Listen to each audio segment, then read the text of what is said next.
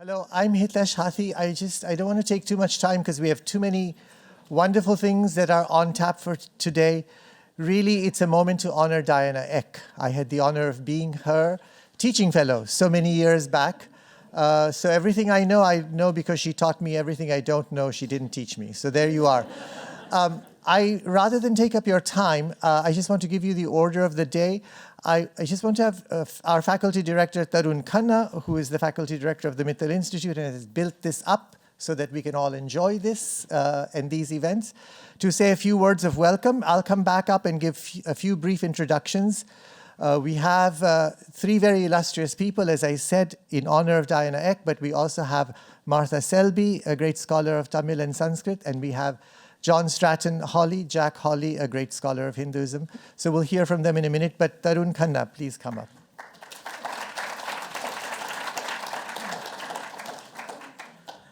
Good evening and welcome to the Mithal Institute, welcome to Harvard. It's nice to see so many friendly faces and new faces, and it's nice to continue to deliver on the promise that we set out with to make this a very inclusive environment, intellectually and otherwise.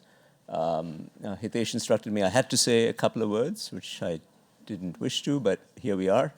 I never took a class formally from Diana or Martha or Jack, but their reputations precede them, and it's a privilege and an honor really to be sitting here in your company, all three of you. My mother taught me Sanskrit as a child. I didn't go very far with it. She was a professor of Sanskrit and Indian philosophy in Delhi for many years. So somewhere in the recesses of my limited imagination, I retain some memory of that. But I just wanted to use maybe a minute to say something about the Mithal Institute, which I always start these events with. We are, I like to say, a content-agnostic platform. People don't always like that, but what I simply mean by that is we are completely open to all forms of intellectual activity. So we don't prioritize the social sciences, we don't prioritize the humanities, we don't prioritize the pure sciences. We're simply equal opportunity. We're a platform to allow scholars and students in the Harvard community, and don't tell the provost and president, but we're open to all universities so that they can work with us in the spirit of intellectual inquiry. And the other principle with which we built this, and I think our amazing team who are all standing back there, let me offer them a round of applause already.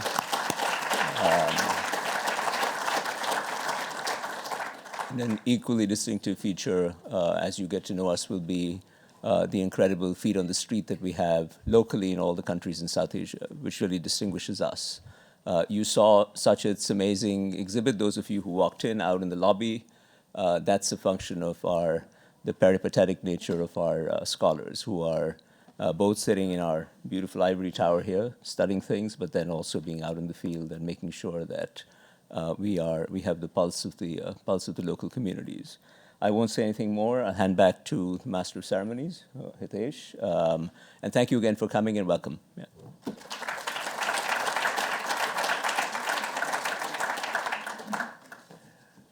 Tarun, thank you. I did make him say those words. And it's not a moment to talk about the Mithal Institute, but look us up online. We really take the South Asia part very seriously. But let me just turn to why we're here. We're here to honor Professor Diana Eck, who has educated generations of students on this campus and across the world. Her books are still on sale in the streets of New Delhi, Mumbai, and Benares, as any of us who've been to any of those cities can tell you. I won't give a full introduction to her because we have a very eminent scholar here, Jack or John Stratton Hawley, who himself is a great scholar of Hinduism. He's the author of multiple books, I believe 25, Jack. And a great translator of the poetry of Sur, as well as the religious, mystical, spiritual poetry of North India in general. Jack will come up in a minute, and I just want to take a minute to say, Jack will give the introduction, but we have also Martha Selby here, and we're very lucky at this university to have Martha Selby, who joined us very recently. She will act as the moderator for the talk. Martha Ann Selby is the Sangam Professor of South Asian Studies and Comparative Literature. Her research interests are representations of women, birth and disease in classical Indian medicine, Sanskrit poetry and poetics, Prakrit and Old Tamil poetry, modern Tamil fiction, and Sanskrit medical literature.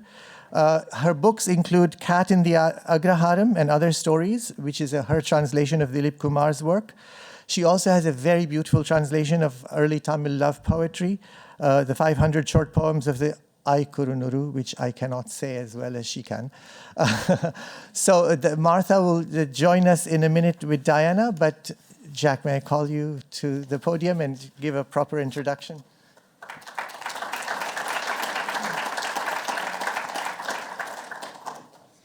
You may be wondering, as I am, what a proper introduction would be in the case of Diana Eck, one of the most challenging questions the world has to offer.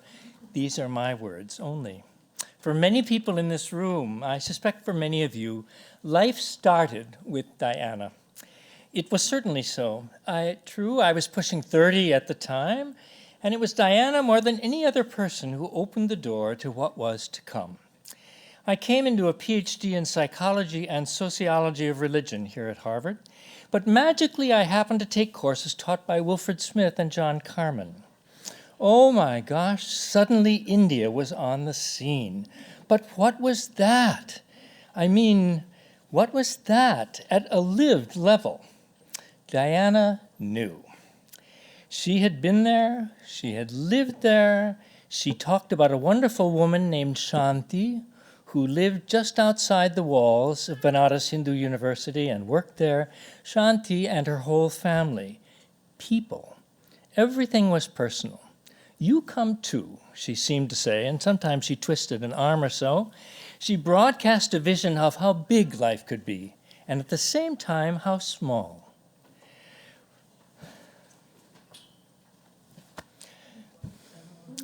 Oh dear. Sorry. More than a half a century later, I owe my life to you. There were lots of other moments along the way. Diana came with me as the two of us looked for an apartment for me when I arrived in Benares for my first extended time. It was a surprise. It turned out there were many mounds of cow dung on the floor, right in the middle of the floor, actually. We looked at each other and realized, oh yes, it's Govardhan Puja. And Diana, I think, especially enjoyed the look of puzzlement on my face at that moment. She piloted the teaching, too. I went to many of your lectures, perhaps you remember in the first year she taught here, and heard her try to fit this or that phrase of Wilfred Smith's into her own mouth. But the slides, there were always the slides, and Diana loved those slides. It was clear that the slides were speaking for her. And by the end of the course, she wasn't trying to mouth Wilfred Smith at all. You were being Diana. Finally, I deposited my thesis on the butter thief, you perhaps know who that is, in the fall of 1977. Diana had preceded me, of course, with hers on Benares the year before. Peter Gomes at Mem Church somehow caught news of the fact that I was done in 1,200 pages. By the way, the faculty has soon put a stop to that. 1,200 pages. So Peter had heard. He congratulated me. "Your thesis is a work of scholarship," he assured me. Judging by its bulk, I don't think he made it too far into the thesis itself. I certainly hope so. But he added this, "But Diana's is a work of art." Don't worry, Peter. I know. But you never got any sense of ranking from Diana. That just isn't the way she is. What mattered to her was the loving and the doing of the world, and actually that it should be out there in the world as the world is lived. Hence the Pluralism Project, the public life of religion, with all its tensions built in. That was the interesting part for her, meeting people not as they should be necessarily, but as they actually are, and starting from there. It was conflict, it was the case study method, it was teaching interactively, seeing everything from someone else's point of view, and a deep intrinsic desire simply to be involved. And an amazing sense of humor. One of the most important characters in her first book, the Darshan book, was a resident of Ashland, Mass, named Darling the cow. Many books later, many projects later, many lectures later, many public involvements later, many medals and honorary degrees later, many committees later, we come to this moment at the conclusion of 49 years of teaching here at Harvard. The world is family, as many Hindus like to say, Vasudhaiva Kutumbakam. Families with their awful internecine problems, maybe it's so, but family nonetheless. For Diana, this was not just intellectually so, but personally so. The 4 Zainalahu children orphaned by the Kosovo War are now the adopted children of Dorothy and Diana. And 25 of us were able somehow or other to fit around a Thanksgiving table. I happen to know that some of you were there. A few days after my father died, on a Sunday when she had a moment, Diana stopped to write me a letter. In that beautiful, strong hand of hers, I hope you know it, where the straight, forward-marching staffs of the letters are equally matched by the round shapes that they marshal in between, a beautifully legible family all her own. Diana had this to say: even though you knew it was coming, his death must have been hard for you, and I imagine it still is. You're very much in my thoughts. I keep turning over in my mind the question of how much it means to have a generation or two up ahead of us, a kind of cushion or something between us and our own mortality. I must admit, she said, to being a little scared about moving up in line. But this is me. It makes me want children, I guess. I remember our talk about this last year. I no longer remember that talk, but I do know that we are all her children in the most intimate and at the same time the most public of ways. Together we celebrate this fact. We're here to do so. Diana Eck. Diana Eck. Diana. Thank you. The one. You are so wonderful. Thank you. Thank you. Wonderful.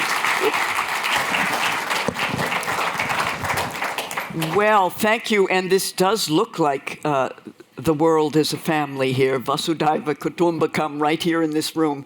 Thank you all for coming.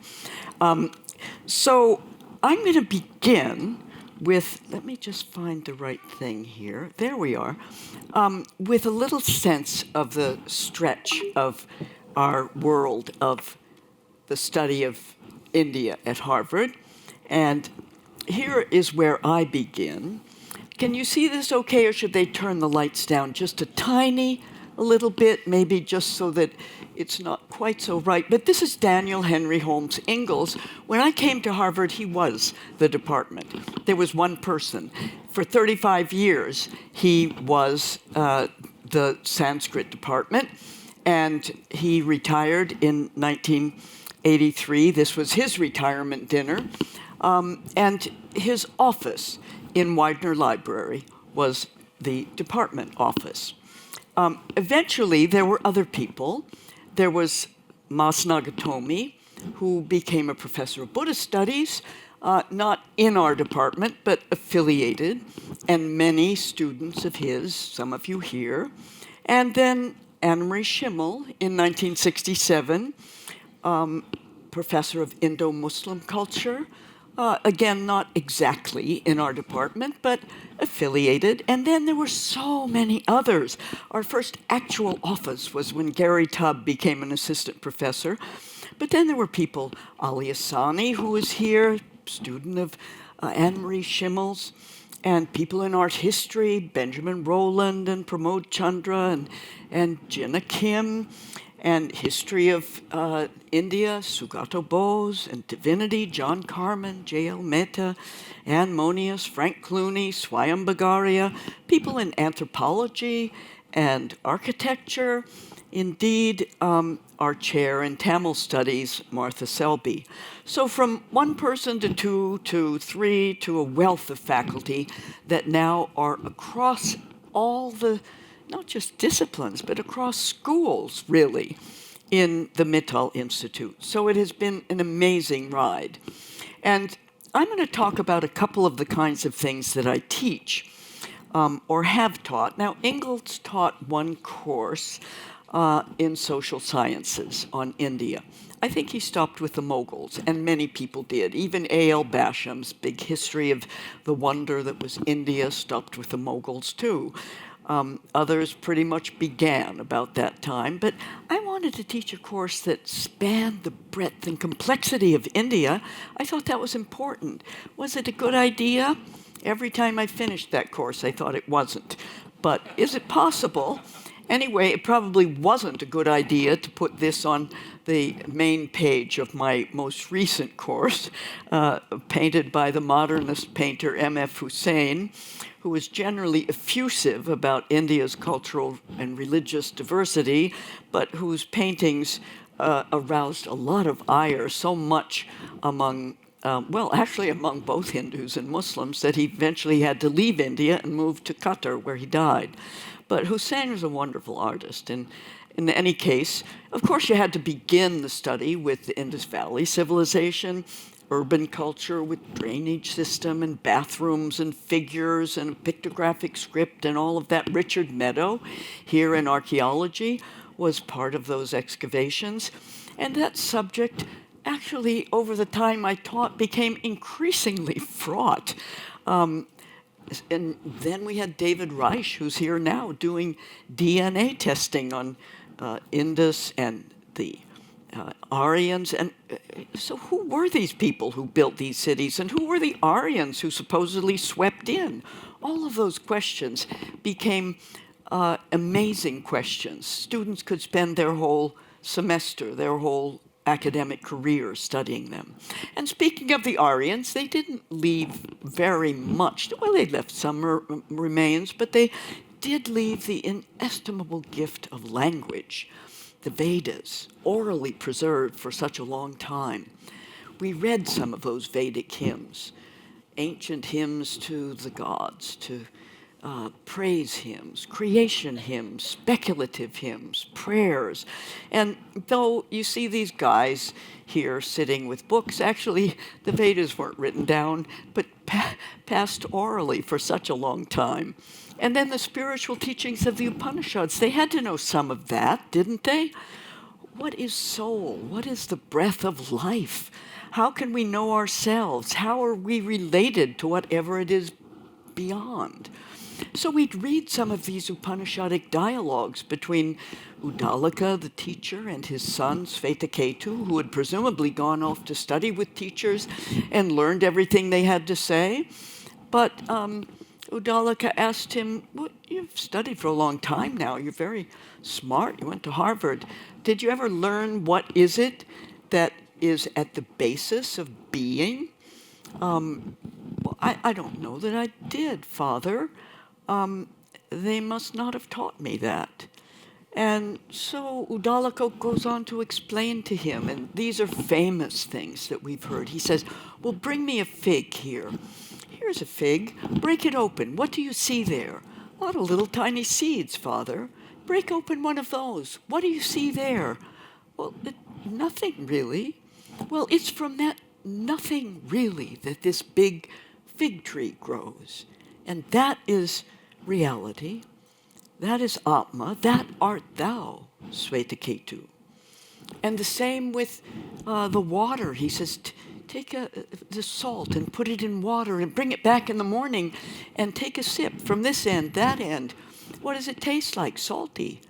Can you give it to me, the salt? No, I can't get hold of the salt. Well, that's what it's like. You can taste reality in every sip. That is reality. That is Atma. That art thou, Svetaketu. These wonderful, provocative dialogues. And then the dialogues of Yajnavalkya with Gargi, the female seeker, who he said basically if she kept asking questions, her head would fly off. But it's a different view, slightly, an exclusive view, that reality can't really be described. It is this, is this taste in every drop, but rather through a kind of via negativa. Not this, not this. not anything that we can name. It is a language that stretches the mind beyond the available categories of this world.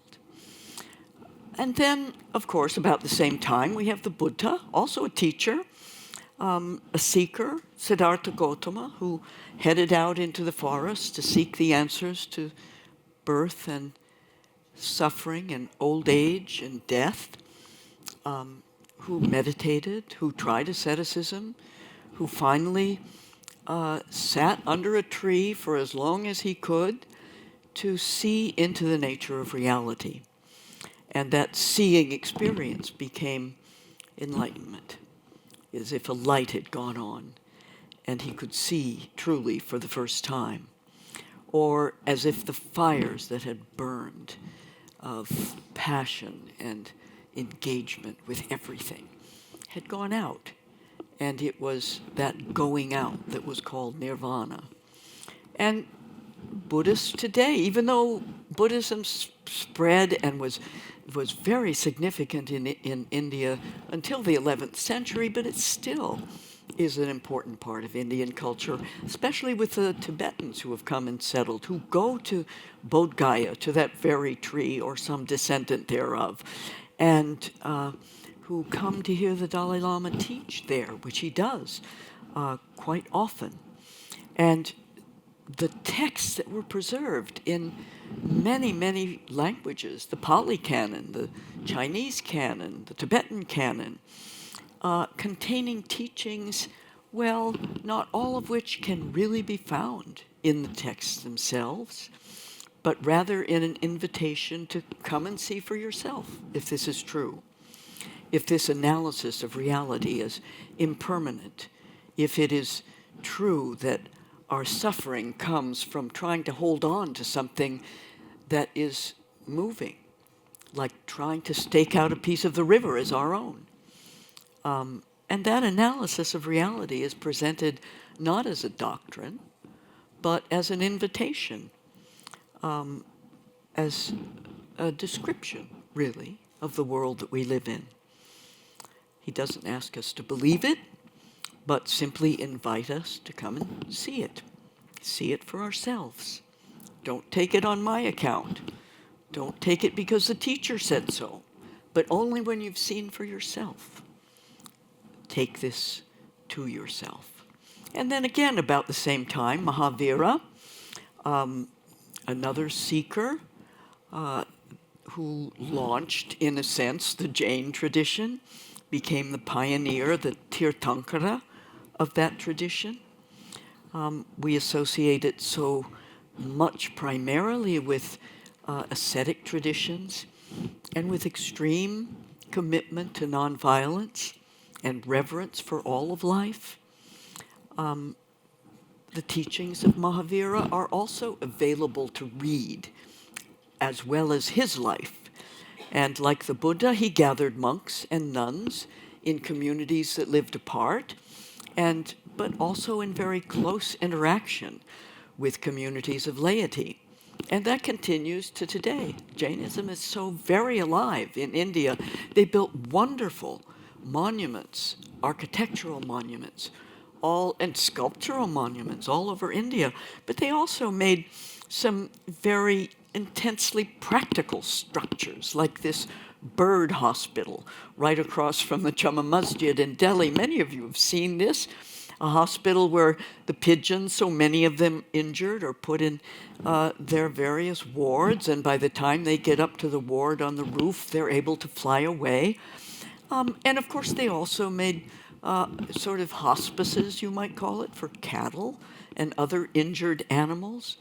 And of course, they made hospitals for people, too. But these traditions, though they all kind of go together as Indic traditions, we have to realize that India is much more than the story of these seekers of wisdom. It has these huge stories, the epics, and the epic, the Mahabharata, for example. And of course, I want students to become associated with the Mahabharata, to have some sense of what that great epic is. And, you couldn't read it even if you spent all year in a class, or 2 years, or maybe a little condensation of it that gives you the plot line. But 2 weeks, that was what I thought I had, and what would I do? So I did something that many would argue with, and many of you might argue with. I wanted them to watch Peter Brook's Mahabharata film. Well, they could read a condensed version of the plot line, yes, but it would be a little dry. I wanted them to respond to this in some way. And we would have a long evening together watching that film. And its claim, both of the Mahabharata and certainly of Peter Brook, that this is not just an Indian story, this is a story of humankind. It should move us to think of this as our story too. Had an international cast of the Pandavas, part of the warring sort of fratricidal cousins. Arjuna was Italian, Duryodhana on the other side was Greek, Yudhishthira was Polish, Drona, the great archer master, was Japanese, Bhima was Sudanese. You had a sense that this was something that was a story that was beyond just the story of India and its great battles. So then there is another big story, and that's the story moving through the centuries of Indo-Muslim culture. The writings of Muslim kings and courtiers and mystics, the Mughals who built the Jama Masjid here in Delhi, and dozens of India's most magnificent buildings, including the Taj Mahal. They were patrons of architecture and painting.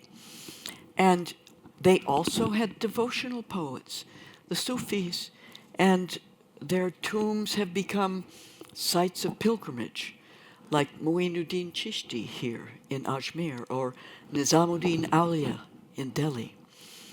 Indo-Muslim culture, a big part of what we want to do. And then the Sikhs, of course, a movement that began, well, you could say recently in the 16th century with Guru Nanak and the other gurus, that continues till today. And those writings, those songs of the gurus and his Guru Nanak and his successors are gathered together in the Guru Granth Sahib, which actually then became the Guru after the 9th Guru, Gobind Singh, the anchor, the guide of the Sikh community. And it included not just the Guru's songs and poems, but this was also a time, an efflorescence of devotional poetry, the sort of thing Jack has studied so intensely. And Mirabai and Surdas, but especially those like Kabir and Ravidas and Krishna, seen basically as one quite beyond the descriptions of form. And they became part of the scripture as well. Literally a multi-religious scripture, that Guru Granth Sahib. And in each case, we read these texts not simply as classics of the past, but as a treasure of the present for the lifelines of these religious traditions. And then we have, that exploitative, oppressive colonial period, the British East India Company that stretched itself across India in so many, many ways. What do we do with that? We're not going to stop with the 18th and 19th century. No, not at all. So who are some of the people we might want to touch down on there? Certainly Ram Mohan Roy, who was actually part of that whole dialogue. He was born in Bengal, died in England, and has echoes of Kabir and the Upanishads and others in his own writings. And, of course, Rabindranath Tagore, who won the Nobel Prize for Poetry, for Literature in 1913 with Gitanjali. And Dayanand Saraswati, who launched the Arya Samaj, a sort of back to the Vedas Hindu revival movement. But a rejection of caste, a strong monotheism. And Vivekananda, who was so influential both in the United States when he came to the World Parliament of Religions, but also in India, where he, as a Shishya of Sri Ramakrishna, launched the Ramakrishna Mission.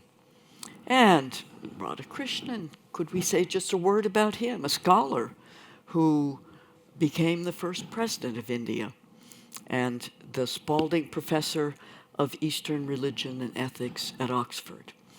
And of course, Mohandas Gandhi, whose very life stretched throughout the entirety of the freedom movement. So, wow. Broadly speaking, there are at least three cultures in this civilization. The Indic, sort of Hindu, Buddhist, Jain, that big backwash. Indo-Muslim, Colonial. Are these simultaneous overlapping cultures, or what are they? I mean, these are questions you have to grapple with if you're going to teach one course on India. And one of the reasons that India is so complex is that these three cultures have had a hand in shaping it. And people have interpreted that in different ways. If you were listening to Sir John Strachey as a potential candidate for the Indian Civil Service in 1888, he would say, what is India? First and most important thing to learn about India is that there is not and never was an India or any country of India possessing, according to any European standards, any sort of unity, physical, political, social, religious. Spain is more like Scotland than Bengal is like the Punjab, etc., etc. That forget about there being some nation of India, people of India. And Nehru had a different sort of take on it after he had traveled in India and was thrown in jail in Ahmednagar Fort in 1944. It was not her wide spaces that eluded me or her diversity, but some depth of soul which I could not fathom. She was like an ancient palimpsest on which layer upon layer of thought and every reverie had been inscribed, and yet no succeeding layer had completely been hidden or erased what had previously been written. The unity of India, this tremendous impress of oneness, was what he thought of it. And so we have these two pretty different views. How do we understand difference in India? Is it communalism or pluralism? And we certainly have seen the ways in which politically motivated religious chauvinism has played a big part. Muslim communalism, Hindu communalism, Hindutva, the Sikh movement for Khalistan, all of these part of what we have seen and what we continue to see in India. And this overgrown 16th century mosque in Ayodhya became the symbol of intense and highly politicized Hindu nationalism, named for the Mughal Emperor Babur, who came to India in 1526, built in 1528 as a, quote, descending place of the angels. But Hindus called it Ram Janmastan, the birthplace of Lord Ram, claiming that this mosque stood on the site that that very temple had occupied. And as historians will say, no other issue since independence and partition has generated such a violent passions, led to such widespread riots, gripped the people with panic, fear, and anger, and threatened to destroy the democratic secular consensus envisioned by the architects of the Indian Constitution. So how do we understand this difference? Will it be communalism or pluralism? One of Gandhi's grandsons has written a book, Rajmohan Gandhi, about these two long strands in Indian history, both of them still living today. The strand of revenge and the strand of taking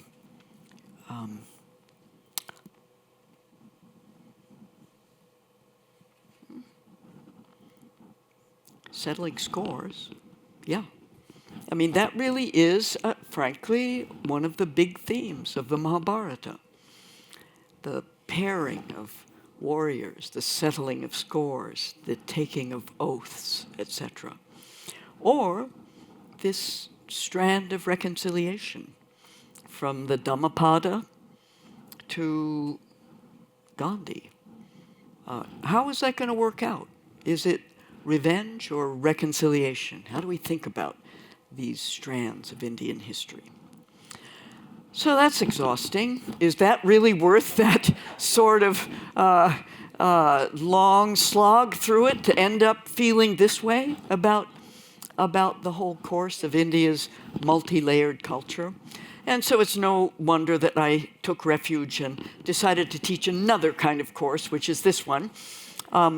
It began as Hindu myth and image, Hindu myth, image, and pilgrimage that really steered in to what I had absolutely loved about India when I first went there, which is that the eyes are busy all the time. So many gods, so many versions of the same god, so many arms like this theophany of Vishnu or Krishna presented to Arjuna on the verge of the great battle of the Mahabharata. Here he is, Vishnu. I thought you were my charioteer, says Arjuna, and it turns out you are the Lord himself, the whole splendor of Vishnu. Or this goddess. Here she is sitting very nicely on her lotus. It's supposed to be Lakshmi, but actually she has in her multi-arms the weapons and the emblems of all the gods. There she is. The signal of what is important there is perhaps not in its uniqueness, the oneness of God, but in its multiplicity. How many gods are there, Yajnavalkya? Asked Vedagta Sakalya to the sage. Well, he said, there are as many as are mentioned in the hymn to all the gods. There are 3,306. Yes, but how many gods are there, Yajnavalkya? 33. Yes, but how many gods are there, Yajnavalkya? 3, 2, 1. No, 1.5 first, and then 1. And then he goes on to explain how one might imagine all of this. But the multiplicity of gods, the multiplicity of ways of imaging and seeing the divine, it's really interesting. I couldn't get my mind off it in India. The eyes are busy all the time, and so it made sense to begin with Ganesh, the Lord of beginnings, the one that actually most people who are not Hindus recognize most readily, at the beginning of ceremonies or over a doorway. I think this is your doorway in Benares, is it, Jack, with the Ganeshas competing with the light sockets there. And small images of Ganesh that are made for Ganesh Chaturthi just to purchase in the bazaar, to set up in the home, and then to deposit in the river when the festival is over. Or huge images, as in Mumbai, in these great roadside shrines that are all over Mumbai during the Ganesh Chaturthi festival. Just immense, beautifully crafted, extraordinary, and one of the marvels of the world we live in today, the globalization of our communications, is you can go to Ganesh Chaturthi in Mumbai and watch these things, see them being made, and see them being taken at the end of the procession again to the sea and plunged into the sea. Hopefully these days with biodegradable paint, but who knows? So the images are everywhere. There are grand images on the exterior of temples, like this image of Vishnu floating on the sort of body of Shesha, the serpent, during the time of the pralaya, when the earth has sort of fallen into nothingness before it emerges again. And Then, of course, museum quality images like these dancing Shivas. People recognize them, but they were never meant to be in museums, of course. Shiva dancing in a ring of fire, holding the drum of creation in one hand and the flame of destruction in another hand, raising his foot so that you may take refuge in his foot. If you could see very closely, he's also wearing one female earring, one male earring, and other things like that. And you think this is a pose, but actually, no, he's dancing. That's the whole point. And that image of Shiva as Ardhanarishwara, the half-woman lord, there it is, and something that people come to recognize in a million ways.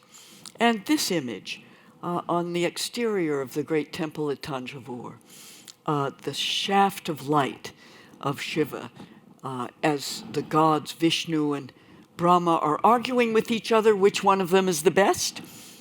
Suddenly Shiva pops up between them, an unfathomable shaft of light. Vishnu digs down, see if he can find the bottom of it. Brahma flies up, can't find the top of it.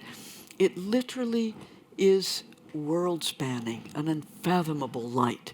And they come again and come together and fold their hands and worship Shiva and beg him to remain in this form, to become small so that they can worship him. And that is the origin story of the linga, or at least one of them, this ubiquitous image, and the image of the linga of light, which is also spread all over India. 12 images of the Jyotir linga in different parts of India, from Kedar in the north, up in the upper left-hand side, and all the way around to Rameshwaram in the south. The image of Shiva standing out between them. The image of Shiva astride a map of India to make clear that these manifestations are part of this whole geography. And then this one, of course, the goddess, she also strides across the land of India, riding here on her lion, holding the weapons of all the gods. And then what do we make of this image, just sort of hanging in a tea shop somewhere? Here's Shiva holding the body of the goddess. Why? What is happening here? Her father, this is Sati, she's called. Her father, Daksha, held a great big ritual. He invited all the gods, everyone in the universe except Shiva, and Sati was incensed. Daksha said, we can't invite Shiva. He's sort of a mountain man up there in the mountains covered with ash. No, I mean, he is totally inappropriate for such a ritual observance. And so Sati storms into her father's ritual grounds and confronts him. And finally, so insulted by the way her husband Shiva has been treated, she throws herself into the sacrificial fire and dies. And then Shiva storms down the mountain, obliterates the ritual grounds, and in grief picks up Sati and carries her dancing, wailing in grief across the whole landscape of India. The earth literally trembled with the dance. The god became very upset about this. What will we do? Lord Shiva is, has gone mad. And so there's Vishnu, and at least in one version, follows along with his little discus and cuts off a little bit of her body, hither and yon, not so much as you'd notice, until finally the whole of the body of the goddess is strewn across the land of India. These become the Shakti Pitas, the places of the goddess. And there are many of them. They say there are 108 of them, but there are many more than that. Here from Sharika Devi in Kashmir, just a rocky outcropping, all the way to Kanyakumari in the very south. And in between, Here is Vaishno Devi in Kashmir, and literally hundreds of places that are seen to be the pitas, the seats of the great goddess. And so she too, in this sort of energetic image, rides a lion, or sometimes it's a tiger, and is basically melded into the map of India. And so I like to have students read some of these things. They're hardly, I would create my own anthologies, but then we could also get hold of the Devi Mahatmya, which is actually wonderful, part of the Markandeya Purana, and something that is known and recited by people constantly. And here we see a kind of modern depiction of the great goddess with all the weapons of the gods in her hand. And here, a pretty much, this is Metropolitan Museum of Art. It's not meant to be there, but there it is, with her multitude of arms, stomping on this figure that is Mahisha, the bull demon, who is threatening the very stability of the world. And this is everywhere. This one very energetic in the outskirts of on the outside of a temple in Orissa. Stabbing her, that's actually Shiva's trident. She's stabbing it right into the body of the bull demon.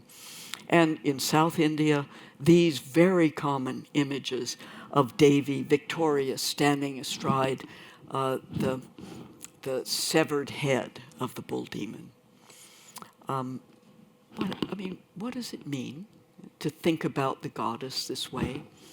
The one whom all the gods, even separately, even altogether, could not defeat.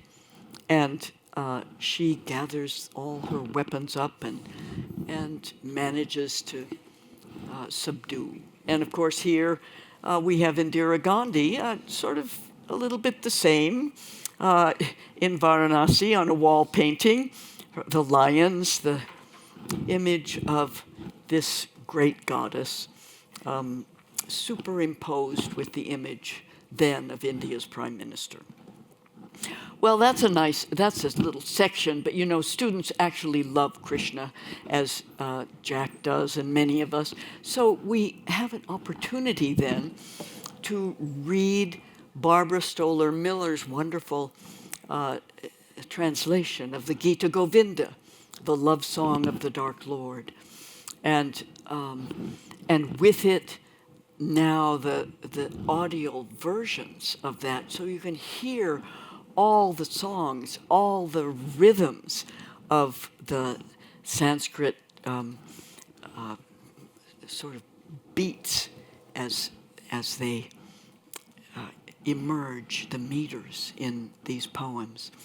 And it's Krishna and Radha and the go-between who goes between the two of them, telling each how the other is lonely without, except Radha suspects that Krishna is actually two-timing her with others over on the other side. The go-between back and forth. She urges them to get together. Finally, they do get together, and these paintings of the Gita Govinda, students actually can be very astonished by this, that these are supposed to be a religious poem. Is it supposed to be religious? This, she's sort of naked there, and their lovemaking is described in the poetry. And then he is putting on her earrings and combing her hair. Oh, wonderful. Anyway, so Krishna. And then, of course, we can't leave Rama out of this, too. And there he is again. The story of Rama and the Ramayana, the treachery at court that results in his banishment for 14 years, and his brother Lakshmi and wife Sita go with him. And we follow them from Ayodhya all the way through India to Chitrakoot to Nasik. And there Sita is kidnapped by the 10-headed Ravana. And eventually Ram and Lakshman and now joined by Hanuman off down in the lower left and his monkey armies. They are honoring Shiva at Rameshwaram before crossing to rescue Sita. So there are stories. Now there's a book called Many Ramayanas, written by many of my scholarly colleagues. Really great. On the other hand, there is really one Ramayana that has trumped all of them in these last years, and that is Ramanand Sagar's televised Ramayana, which has brought Rama and the darshan of Ram right into the homes and television sets of villagers in the streets of their villages and homes all over India for a year and a half, every Sunday morning from January 87 to July 88. They saw these episodes of the Ramayana in their home. They had darshan of Ram up close. And this gentleman, Arun Govil, who played the role of Ram, was greeted in his everyday life as an incarnation. It spawned something called Ramayana fever. And this was, throughout India, one of the most important phenomena. We're talking late 80s now.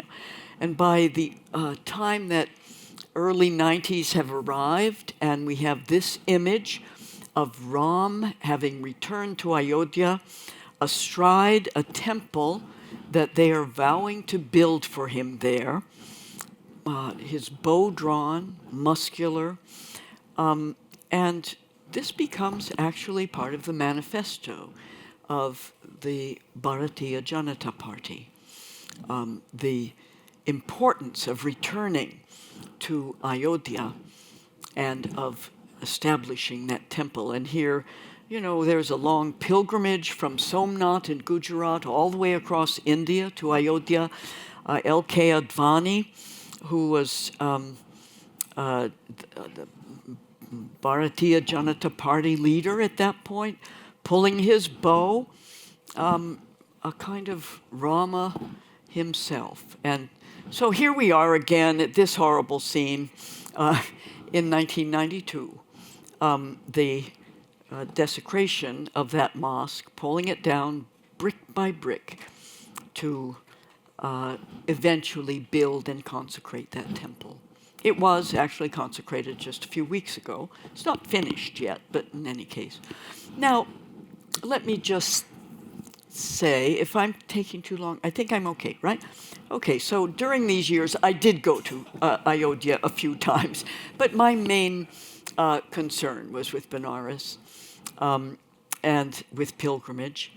And that work took place over many years, and one of the things I discovered was that almost nothing in Benares, as important as Benares is unique. That it's duplicated all over India. Those Jyotirlingas, for example, there's a good one in Benares, but on the other hand, there are 11 others, but probably many, many others. So, though I loved Benares and sitting there nicely at Asighat and the placid boats heading out to the far shore, but like Shiva's multiple lingas of light, these places in Benares that I explored and that I mapped and whatnot, they are real places. And the journey from those real places to the many others that are knit into the fabric of pilgrimage in India, and the journey from Benares, City of Light, to India, a sacred geography, that was quite a journey, actually. And that's some other lecture. I can't do that right now. But anyway, here's me on one of the trails where it happened, when I turned from the study of a single city to the whole network of India's places of pilgrimage that constitute, in some ways, the very bones of Hindu India. And then I had the great opportunity, thanks to the South Asia Initiative, to join with Rahul Mehrotra and with so many others in the study of the greatest pilgrimage of them all, This was 2013, the Kumbh Mela, mapping the ephemeral megacity. And that was truly a university-wide project. This Sangam, they call it, at the intersection of the Ganges and the Yamuna River in the city that has been called Ahmedabad, or Allahabad rather, and you can see the fort there. It's actually now been renamed Prayagraj, but during the Kumbh Mela, this Sangam becomes the place where a huge city is built every 12 years. And here you see it from Google Earth, a grid of city streets for 6 to 7 million people, bringing 50 to 100 million people to this place during the days of the Kumbh Mela, a tent city that is 18 square miles, and pilgrims who have come for the day, but some who have come for the whole month, hundreds of thousands of sadhus or holy men who have come to stay there and encamp there. And this team of us from Harvard had just the most remarkable opportunity to be there together. And here you see just a bit of one of those pontoon bridges and some of the tents and the many pavilions that line those streets, and places of entertainment, places of productions of one sort or another, lecture halls, and above all, crowds. If you don't like crowds, you would not want to be here. How to understand the gathering of this magnitude, the range of questions that came up. And of course, there aren't temples here exactly, not temples, because the temple is the river. The temple is the Ganga herself. And pilgrims come, this is their main destination. And for the holy people who come, those sadhus, they have huge sort of battles about who gets to bathe first on the holy days. And here you see some of them plunging in. So obviously this is something of concern to those of us who are interested in religion. It also is of concern to those of us like Rahul and people from engineering and architecture who are interested in urbanism. And the fact that this tent city is put up literally with 5 different products, tent and hemp and corrugated steel and 2 other things. What else? Rope. Oh yeah, rope. And put up in, so quickly. I mean, this says things that we can think of in relation to refugee camps today. And Rahul and people from architecture and engineering, and Mina Hewitt then from the South Asia Institute were there. Business, well, Tarun Khanna was there and John McComber. And here are some of those big pontoon things that became part of the bridges, multiple bridges. How are you going to govern such a thing? What about technology? Tarun did something about all the, huge sort of technological issues that were involved in the Kumbh. And then medicine. I don't have a proper picture of such at Balsari here, but there were lots and lots of hospitals and clinics and real-time iPads to figure out who had what diseases, so disease could be controlled. And here's one of my undergraduates who was there, Rachel Taylor, who studied marigolds, basically, from the places they originated to the places that they managed to come, the little dishes of marigolds to put out with candles in the river, and then the mess that all of that made. And here is her professor scraping up marigolds with Swami Chidananda so that the river could be cleaned from all of this.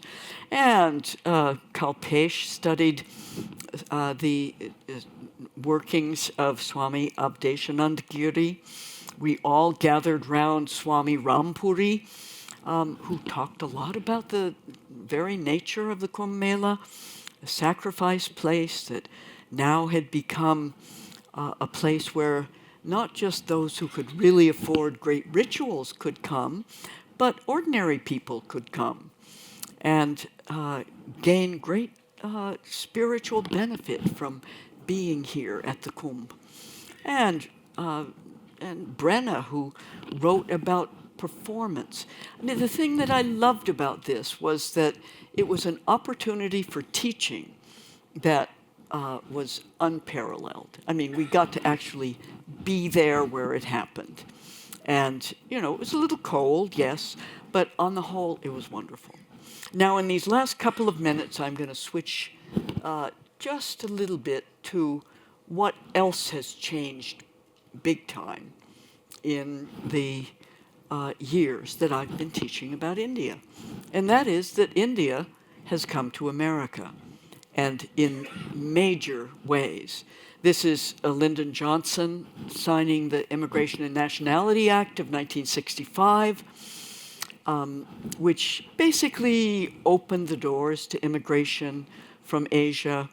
We had had very racist immigration policies for quite a long time, and he felt this wouldn't change much about the United States, but it would right a wrong in American foreign policy.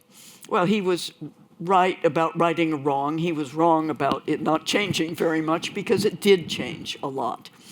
And then I began teaching courses on the United States and its multi-religious population. This is the most recent iteration. Before that, you know, it wasn't. This was a case studies course, and it was more, you know, a different kind of course. But we could look through the ways in which these communities have changed the American landscape. The two first big temples, well, of course, in New York, in Queens, it was the Ganesh Temple, an enormous temple and very important even today. In Pittsburgh, it was the Sri Venkateswara Temple. And these two, in about the same time, in the late 1970s, were consecrated and became kind of pilgrimage places for Hindus in America, in Pittsburgh and New York. And then here we have Malibu, Calabasas in Southern California. They were all over the place before long. Here in Chicago, in Lamont, Illinois, a different form of Gujarati temples in Houston.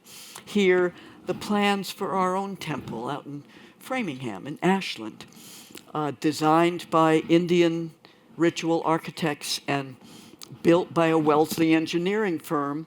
And here it's really very bare bones beginnings. And the importation of these enormous granite images from India. Here, Sri Venkateswara. These are before they were consecrated. And Devi. And, of course, the cow. The cow did have, this is Darling, actually. Cow did have a role. When the eyes of the deities were opened, the first thing they fell upon was the cow. And then upon virgin girls, and then upon the various sorts of society. But here, the consecration, finally, of the Gopura, the temple tower, the circling of a whole community of people, and the fact that the building of these temples was also the construction of communities here in the U.S. And American festivals, like the Great Rath Yatra, the pilgrimage in Puri in India, but now the pilgrimage of the chariots with Krishna consciousness in Santa Monica. And, of course, Hawley, right here at Harvard, the celebration of Hawley, a big festival, a spring festival for everyone, and the iconography of India, transporting itself onto the covers of magazines, this sense of, you know, meditation, oh yeah, and even Barack Obama, the God of all things, treasury bills, a private helicopter, global responsibility, the housing market, the dove of peace, etc. And the controversies over yoga. Can yoga be practiced by students in public schools? It's good for them, you know, improves their balance, and lots of research on this, but also lots of lawsuits about it. Doesn't this cross over somehow the line between church and state? And of course, the Sikh community in the US too. The very first Gurdwara in California in 1912, and the very first purpose-built Gurdwara in New England, out in Westboro, just a few years ago. We have several other Gurdwaras in the area for sure, but this one, when it was inaugurated, Governor Baker came. It was right after one of the big hurricanes, and the Sikh community pledged that they would make 10,000 meals a day if ever there were this kind of tragedy in Massachusetts. And the big Sikh parades in New York, and this one in Yuba City, California, 30th annual Sikh parade. Well, there are about 40,000 people who come to the Yuba City Sikh parade, and these huge vessels in which Sikhs are very used to cooking. This for maybe 40,000 people, who knows. And things like the tie a turban day, that gets people used to the idea that a turban isn't such a target of somehow racist hate. And of course, Islam in America too. The mosque that rises from the cornfields outside Toledo, the mosque at 96th and 3rd in New York, just a big mosque, but there are literally 100 small storefront prayer centers and Islamic centers in New York. And Cleveland, and right here in Boston, our Islamic Society of Boston Cultural Center, right down at Roxbury Crossing, built of Boston brick, an amazing place. And all of this during the sort of collecting of research that became the Pluralism Project. First, we were just mapping what's happening across the country with various cities and towns as they become multi-religious. How's America's landscape changing from sea to shining sea? And then, how are these traditions changing? As in this case, a American Buddhist nun carries a relic of the Buddha to a resting place somewhere in North Carolina, or as these people graduate from college in their mortarboards and hijabs. As our first Muslim congressman, Keith Ellison, takes his oath of office on the Quran that had belonged to Thomas Jefferson, or as our first Hindu congresswoman, Tulsi Gabbard, from Hawaii, takes her oath of office on the copy of the Bhagavad Gita she had carried in the Middle East when she was an officer there. And now, of course, we have lots of Hindu congressmen and Muslims as well. But diversity is a fact of American life. And it has not always been an easy fact. Right after the bombing of the World Trade Center, people were in shock about everything. 10 years later, as a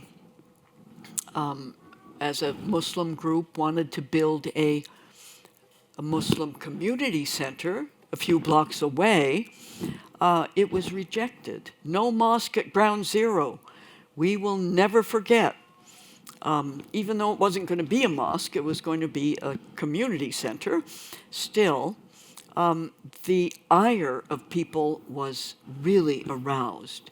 And these sort of signs by workmen saying Sharia, or these sorts of things, Barack Akbar. And now you can tell that we're really in the 2010 election cycle.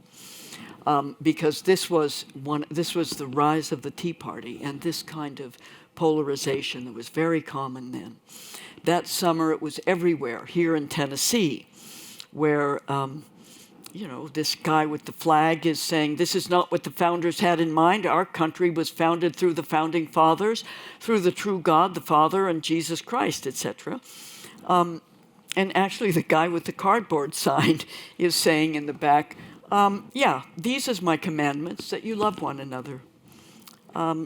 Groundless hatred is the real enemy.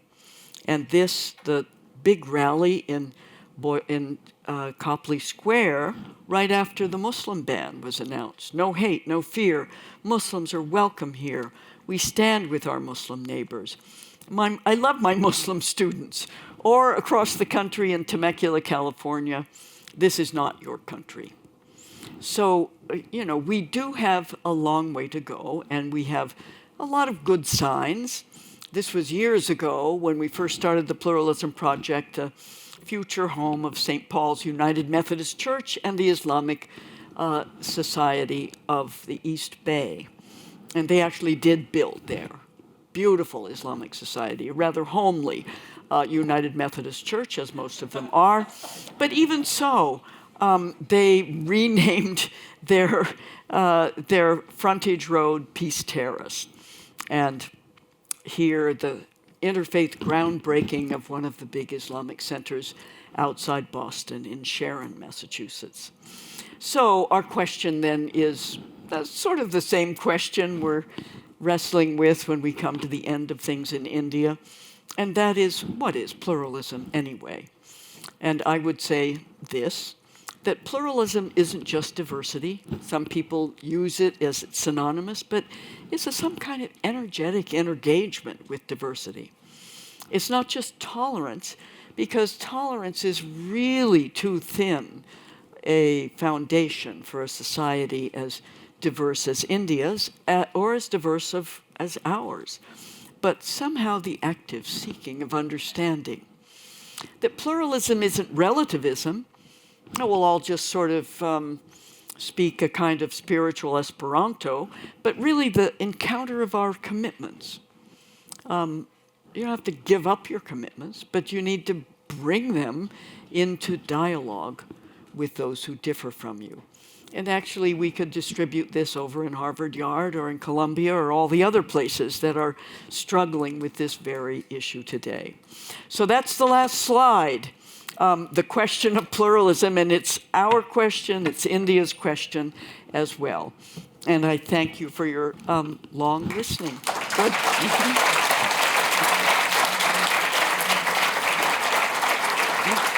Now,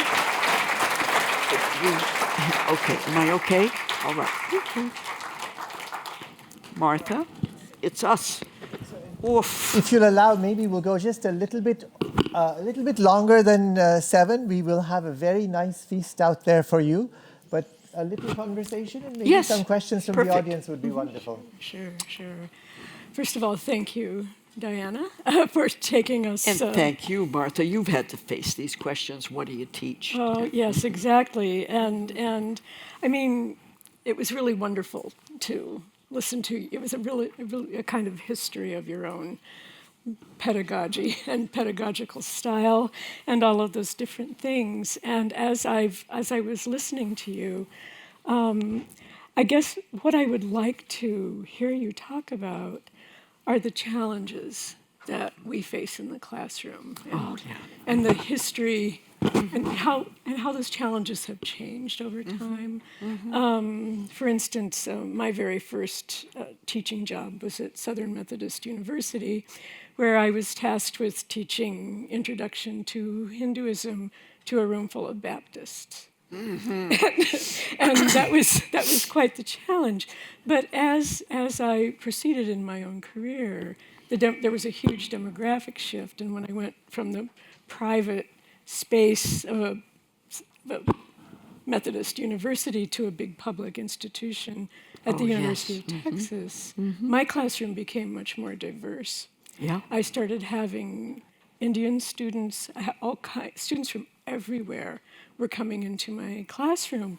And where it was really easy at a place like SMU to teach the basic rudiments of caste. For instance, when you move into a more diverse classroom, what do you do with caste? Mm-hmm.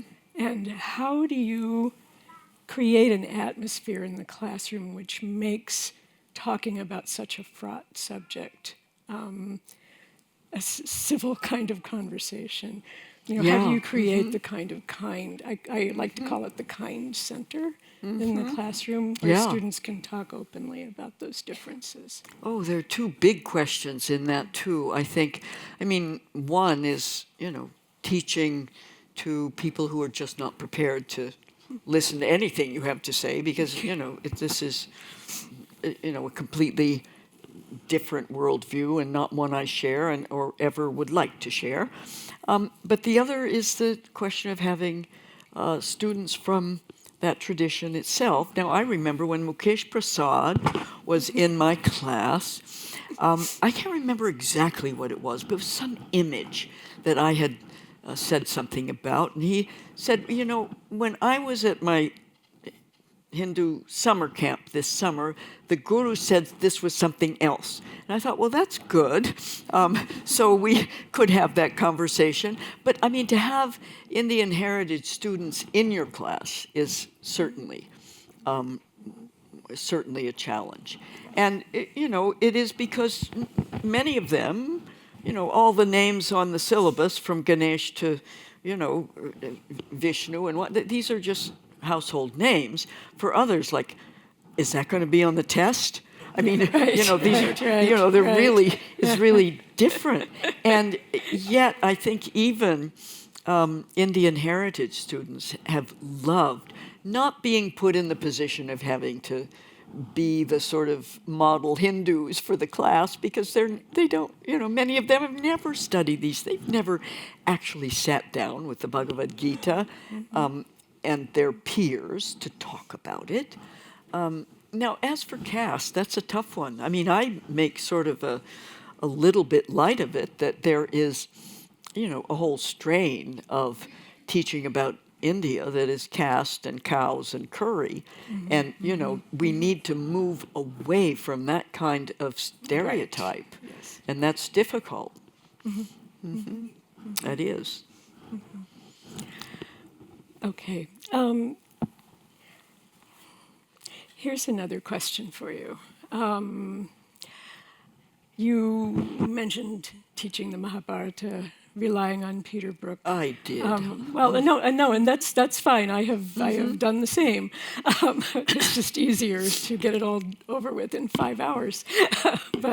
But again, what I've encountered is I used to teach Peter Brook alongside Gravati Narasimhan's. Yes. I call it the Reader's Digest condensed version of the Mahabharata, where you basically get the plot line of the war.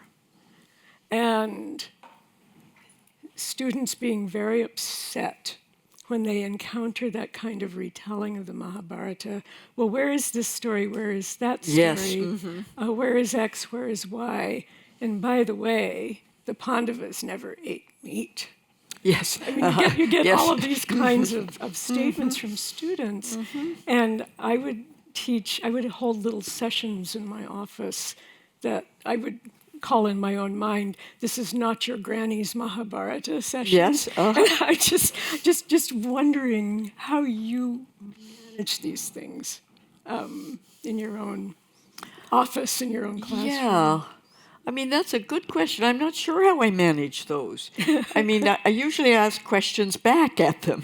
But, because Mahabharata is like a huge anthology, an ocean of stories. Everything is in it, as they say, and if it's not in the Mahabharata, it doesn't exist. Mm-hmm. So, yeah. But, now there's a wonderful volume called Many Mahabharatas, and it's true, our own Nell Hawley was the author of part of that. And, I think one of the great things is to realize that a whole literature is not condensable into a single you know, a single form, a single book, a single comic book even, Right. you know, which there is of Mahabharata as well. Yeah, absolutely. Right. Right. No, I've had students, in fact, just this past semester, students remarking on how they had been told the G-rated version of the Silapatiharam into the Oh, great really? Tamil epic. And The all of that. Tamil epic, yes. And those sorts of things. And just in speaking of Tamil and in speaking of the South, how do you bring this vast linguistic world into the classroom? And I've been It's so hard, isn't Right, it? right. I mean, I can't do the linguistic part of it. I can use things like the Tamil Shilapatikaram, which Sure. is a wonderful story, because it is, again, a story. And, you know, most of these stories involve treachery and betrayal and whatnot. In her case, it involves that wonderful woman circling the city of Madurai and tearing off her breast and throwing it in and exploding it. Right, You know, so, burning the place, yeah, too. I mean, it's like, Right. whoa. Right. I mean, yeah. Yes. Yes, but it's also a chance to talk about apotheosis Yes. and about the establishment of the shrine to the Patini and all of that Yes, stuff. yes, as absolutely. well. So, I mean, the thing yeah. is, it is such a wonderfully rich culture. Yes. And, you know, I know one could spend a good bit of time simply, as you do, looking at the depth and breadth of the Tamil South.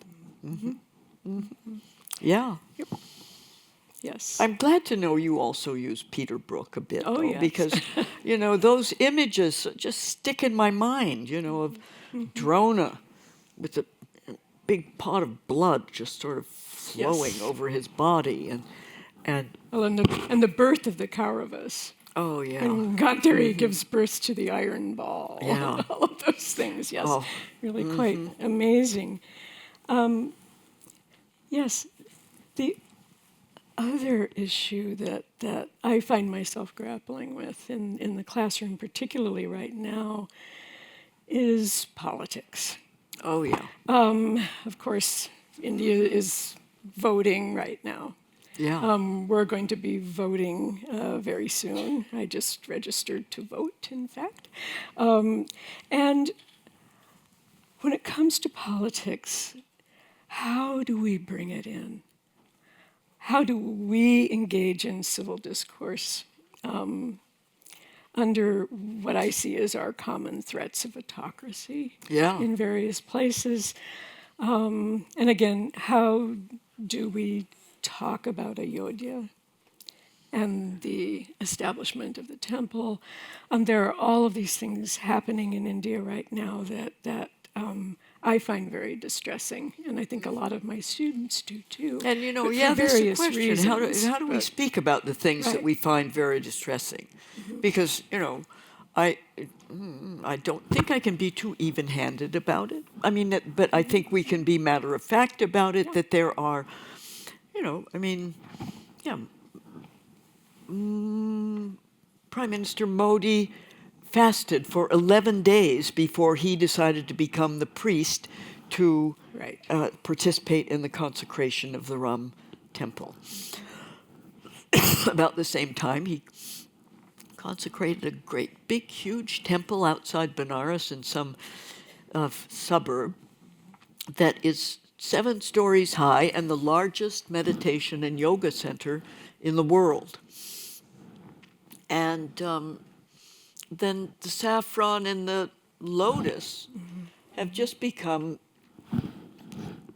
his in a way, you know. And I won't say what he has done in Benares, which I don't see myself going back there. That I mean, was he my has next question. plowed through.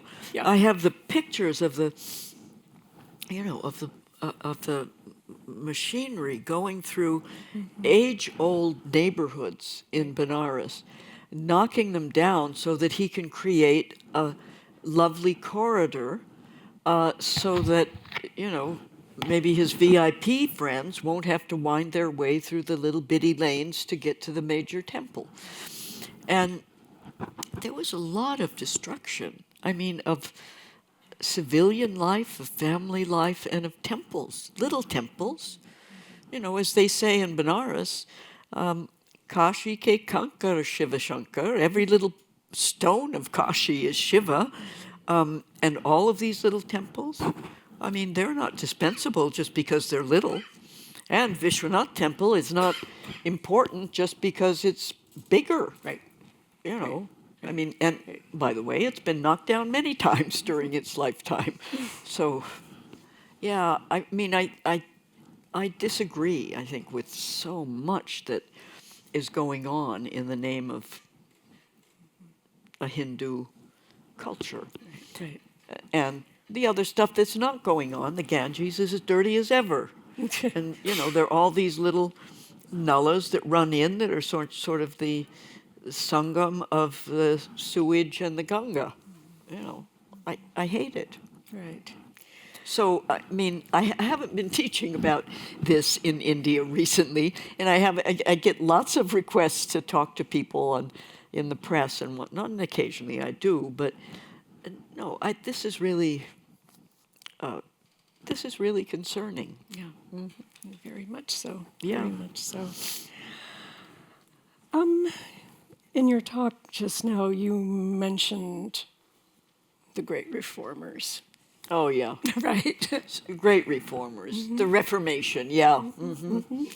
And and what came to mind here is, you know, how do we work in the voices of what I would call secular reform, people who are doing the hard work Yeah. of social uplift Yeah. and things like that, that are either irreligious, meaning, you know, they're not affiliated with any kind of religion, at least outwardly, Yeah. or they're, or they're embracing everything. They're kind of ecumenicalist in lots of ways. And how do we bring those voices into the classroom when we're talking about poverty, when we're talking about pollution, all of these sorts of different things? Well, Satchit has done some of that. I mean, you know, these. I mean, India is filled with. I mean, I might call them interfaith organizations, but actually, what they are is, you know, popular reform movements that bring people together from a spectrum of society. Seva does this, and you know, many others do, whether it's through environmental work or whatnot. I mean, these are important. I also used to teach. I mean, I love teaching and bring that in. A course called Gandhi, Then and Now, that then looks at the Gandhian movements that are very much alive in India today, that are not, not simply statues of Gandhi here and there, but real Gandhian movements. And of course, not just in India, Right. in Yes. Cesar Chavez and in, Martin Luther King and in the folks on the West Bank who have tried to use Gandhian nonviolence. But I think, we call secular, what do we mean by secular there too? I mean, there are powerful voices. Right. Ashish Nandi, maybe? Is he secular? I'm not sure. Yeah, I mean, Poonam is shaking her head here. So, yeah. Yeah. I would. Should we open the floor for questions? I think it's time Yeah, to do there that, can right? be. Oh, from the floor, that would be nice. Yes, Yeah, yes, maybe yes. we collect a few questions and go till 7:15 if everyone's willing. Sure, and that's we have good. the reception Collect lined a up few. outside. That Yeah, sounds very good. yeah, and then we'll go receive. Wonderful. Maybe we can grab one from each section and maybe give us a little priority to each, to students in particular as well. So anyone over here? If not, I'll move over. I see one in the back. And then my colleague Thomas is on the other side as well. Go. Hi, Diana. My name is Partha. Your name is? Partha. So one of the characters in Mahabharata is Arjuna. Yes. So it's a pseudonym. Yes, good. Diana, I'm very glad that I came to this talk. And I listened Speak a and little louder. Then, there you go, good. I'm very glad that I came to this talk. to know a bigger perspective about how you think about India. I just want to mention before I ask my question, I'm shaking at the moment. This is because the thing I can ask here, I may not be able to ask back in India. Yes, I'm Because sure of- that's true. What do you want to ask? Okay, so you just mentioned about that your disagreement regarding the Hindutva, and I'm very glad that you raised this point. You can probably elaborate more on this, But anyway, my question is, what should be our perspective towards the minorities, their rights, their involvement, how the right-wing government now in India is pushing them to feel themselves about their existence in India? You mean how to... would you phrase that again, please? Can you do that, Selby? Yeah. I think the question is basically how, in terms of the minorities in India, religious minorities in India, sort of how we're supposed to be feeling towards them in terms of. I'm sorry. Yeah. Just a little bit closer. Yeah. Feel free to talk into it a bit more. Okay, sorry to repeat this and taking so much time. So I'm asking regarding what's going on now in terms of politics because of more Hindutva coming into the picture of election and everything. How our perspective as a normal citizen, what are our responsibilities towards the minorities? What should we tell them? How they should feel about the current situation? Not to influence by Hindutva when they go for voting or something like that? Yeah, I mean, I don't know how that is working. And when you say we there, I mean, that means, how do minorities really rally their own people in voting so that it isn't just this, rote voting for the party in power and the one that's got the most, the most boots on the ground, so to speak. It's hard for minority voices to be heard. It's hard in the university. It's hard lots of places in India where people are afraid. And, fear is not a good basis for any kind of democracy. Thank you. And again, we'll collect questions, so we'll do maybe one or two more questions and then answer them in a group. Thomas, I see one right down there on the front, if you can.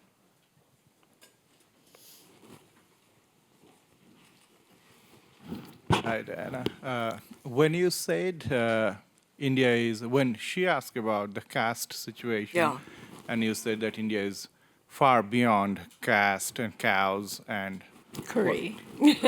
and monkeys, whatever. Yeah. So my question is, do you avoid this dialogue in your conversations about caste? Because caste and cows are very different from the viewpoint of being me a Dalit. Yeah. And moreover, when we want to see the evolution of religion in the region, if you do not put caste into the discussion, in the dialogue, you miss a lot of perspective of the same God or the same evolution of those gods. So would you like to put some light on why do you... Well, I don't sort of avoid it completely. For example, I do teach Ambedkar, who is an important, person both in India and in the United States. And as we know here, it's not as if, caste is irrelevant in the U.S. too. There's very strong Dalit movement in the U.S. that is, and even here at Harvard, people who are not happy to be eliminated from the conversation about diversity and from the conversation about India. So I think it's important. I don't necessarily avoid these discussions. I think there are ways in which caste has always been changing in India, but it always has remained as well. It is, people somehow have the idea that, caste was eliminated. No, it was only untouchability that was supposedly eliminated, and even that was not. So I think the real sense that we need to be alert to it is part of our discussion in a diverse society like ours, for sure. And I don't steer into it because, aside from the role that Ambedkar and to some extent others like Subhash Chandra Bose is another of those, here I don't know where Shugato is, but this is a big part of India's modern history as well. Mm-hmm. Thank you. Thank you. One last one, because I know it's getting This one over there. So this is the last question. It's just getting late. Sorry, this is Vijay Basu here. Hey, hi. Hi, thank you. First of all, I wanted to tell you that India's Prime Minister, Narendra Modi, is from a lower caste. Yes. And from a lower caste, he has become the Prime Minister of India. Yes, he did. That is India. Mm-hmm. India is world's largest democracy, with a secularism written in the Constitution. Mm-hmm. Every minority's life is absolutely safe. Minorities living in India far better off than minorities living in our neighbor. Anyhow, I don't want to... That's a good observation. Thank you. Yeah, thank you very much, madam. Thank you. No, and it's true. Narendra Modi came from very humble circumstances, and that's important. Mm-hmm. Yep. This one there, okay. Sure. I think you mentioned that the newly built Benares temple and the corridor, I got a sense that you did not like it that much. I do not. I haven't actually seen it with my own eyes, okay. But I have seen lots of photographs of it, and I do not like it. Because earlier, there was no way that millions of these pilgrimages could do darshan in one single day. And now, because I have visited, I'm living in America for the last 23 years, and in the last 5 years, I have visited Benares 4 times. So I have seen the whole evolution of how it got developed. And I think it is a very welcoming move to build such a beautiful corridor where millions can do darshan and experience that. So I thank you for that. I'm horrified at it because I'm thinking about, these, so much that has been plowed up and plowed under in creating that. And also, I'm thinking about the fact that it has privileged one temple in Benares when, in fact, there are a multitude of temples. All these people do not need to be aiming for just that one. And there's no particular reason that from that temple you ought to be able to see, the Ganga.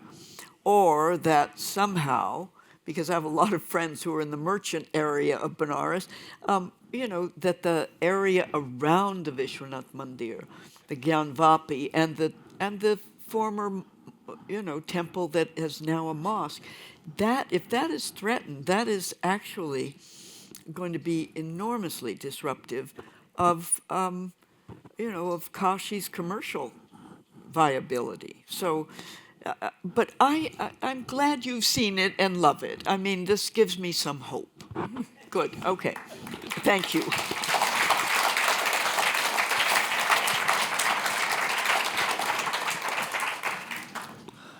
Professor Eck, Professor Selby, thank you both very much. I began this by saying that I was Professor Eck's student. Many of you can call her Diana, and I think she likes that. In my mind, I can't even write Diana in the email. It's Professor Eck. They all thought he was Krishna. Actually, they did. And one of the things I noticed is the number of people who were taking notes. So John Stratton Hawley here, whom I introduced only very briefly, despite being one of the world's greatest scholars of religion, was busy taking notes as Professor Eck was talking. And I saw others too. I also, besides thanking both of you, I just want to say it is exactly what I had anticipated. everything that is current and how it all goes back to the earliest texts, all the debates about the nature of who we are, what society is, what life is all about, and what we should be doing, what is right and what is wrong. All the debates you take back from the earliest texts to the reality on the ground today. It's very powerful.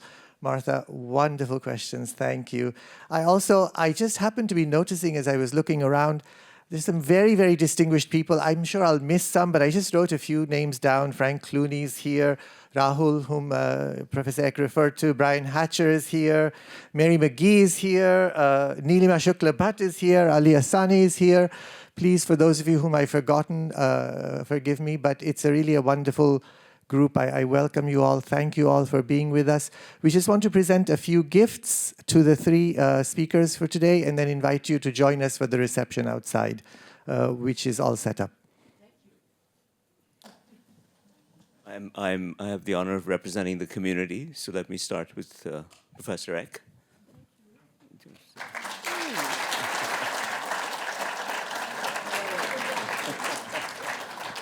Jennifer's book. Wonderful, thank you. It's a book on partition, so, and for Martha. Thank you so much for participating. It's very kind of you. And significantly, Professor Hawley. Yeah. Thank you very much.